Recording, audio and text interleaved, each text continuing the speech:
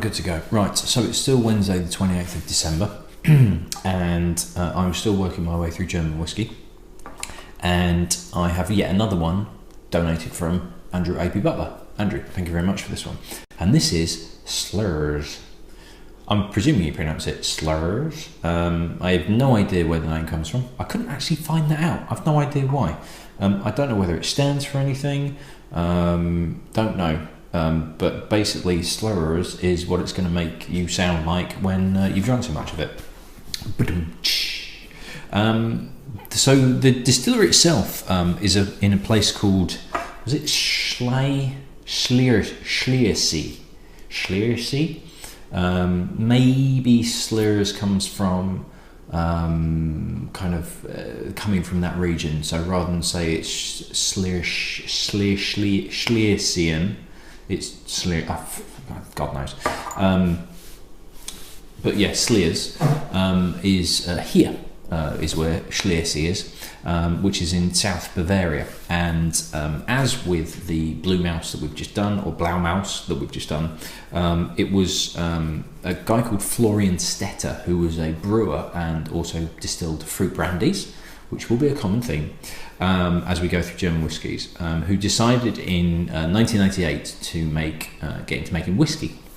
And he spent a year, just under a year, over in Scotland, basically learning about malt whiskey production. And then in 1999, came back to his distillery brewery and started producing malt whiskey. So it was first released as a 3-year-old, 3 years later, 2002, and got a pretty good reaction. It was quite highly regarded. So this is a pretty new single malt release, and yet it seems to have kind of taken off as almost the German whiskey distillery, to the point where in 2007 they couldn't actually expand. But so they took a punt really and went, right, we're going to build a new distillery. So it's not that far away, it's literally just down the road. But it was increased capacity.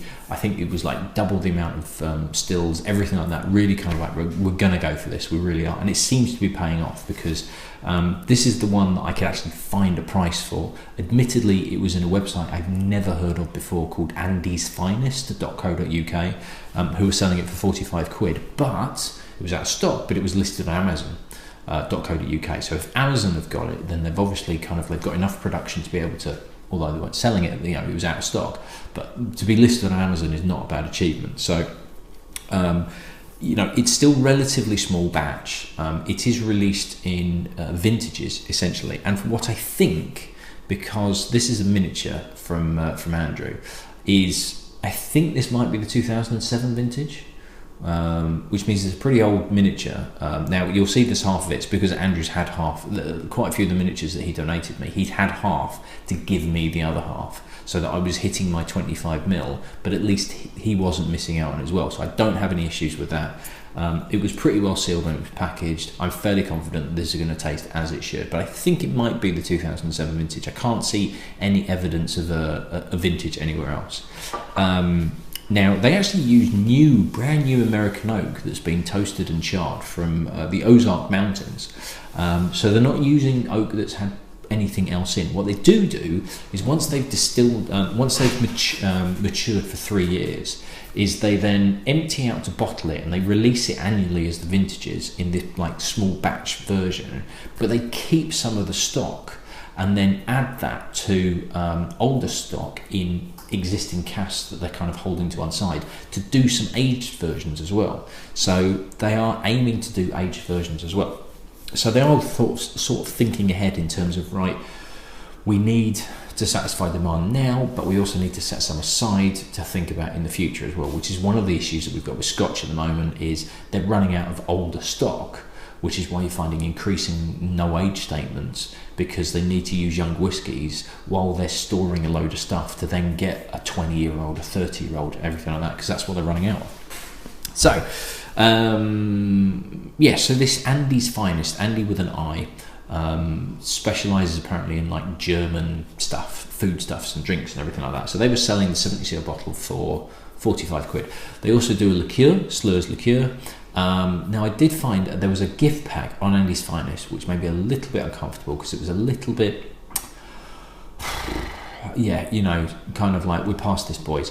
It was a his and hers gift set, and it was basically 2 glasses, and I think it was a 10cl bottle of the whiskey and also the liqueur, implying that he drinks the whiskey, she drinks the liqueur. Come on, give me a break. We're past that now, surely.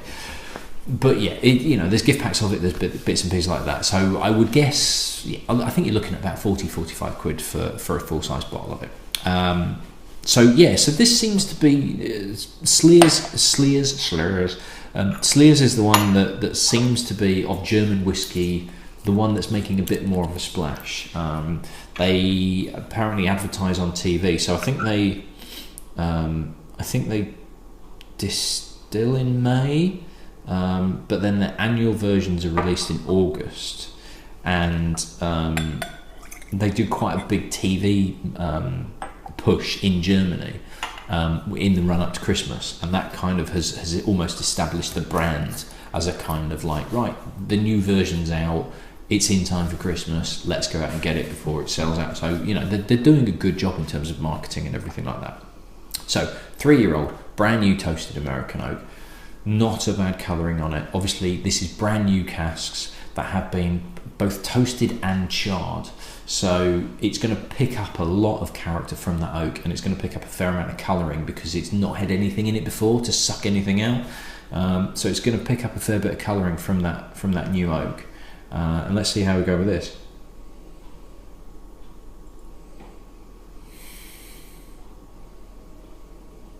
Nah, you wouldn't have picked this as a single malt.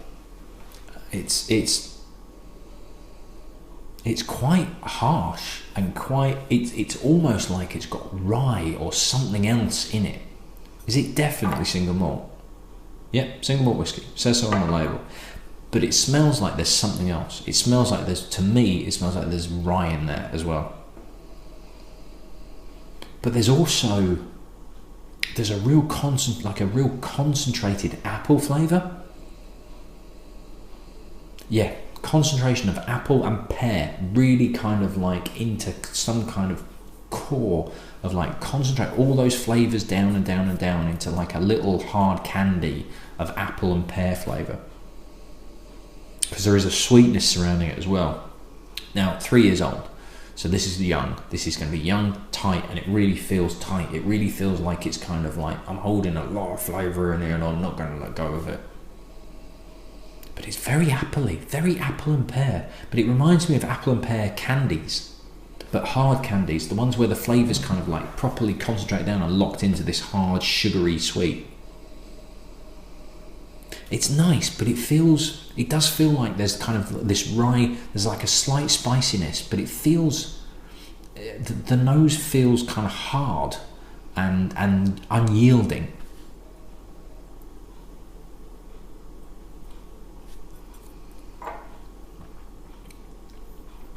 It's 43%, and yet it feels like it's like 46 plus. It dies off a bit quickly.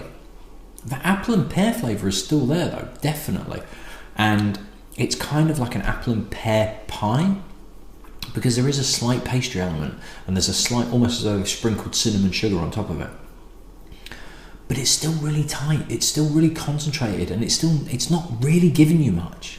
It feels like it's holding everything back. This could be 8-10-year-old, mellowed out, let those flavours loose, let it all kind of like, if you continue those apple and pear pie flavour with cinnamon sugar, but just enveloped and just kind of expanded upon and just given a chance to really kind of like chill with it and relax and give you all these flavours, I think I'd love it. I think I'd really, really like it. As it is, it's good, but it just feels like it's not sharing. It's holding a lot of flavours back, and it's not going to let go. I'm not going to add water in because I really do think it's just too young. If I add water to it, everything's just going to die. There's going to be nothing else there.